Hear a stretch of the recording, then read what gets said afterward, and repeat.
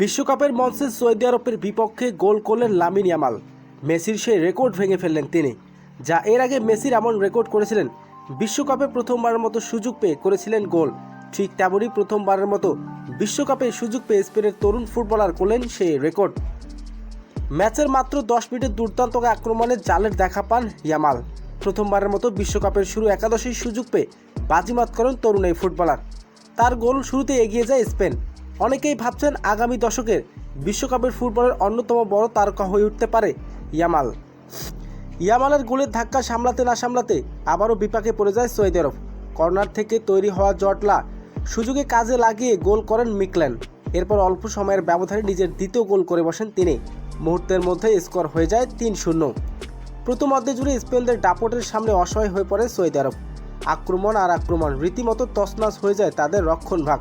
3-0 গোলের লিড নিয়ে বিরতিতে চলে যায় স্পেনরা। দ্বিতীয় অর্ধের শুরু থেকেই থেমে থাকেনি স্পেন। এরপর দুর্ভাগ্যের শিকার হয় সৌদি আরব।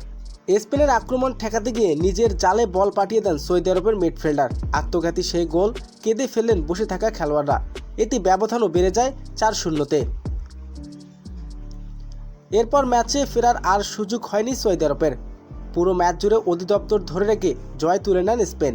আর এই জয়ের স্পষ্ট বার্তা স্পেনের, তারা শুধু অংশ নেন নাই, বিশ্বকাপের জয় নিয়ে মাঠ ছাড়তে চান তারা। লামিন ইয়ামালের বিশ্ব রেকর্ড, মেসি রেকর্ড ভেঙে ফেললেন তিনি।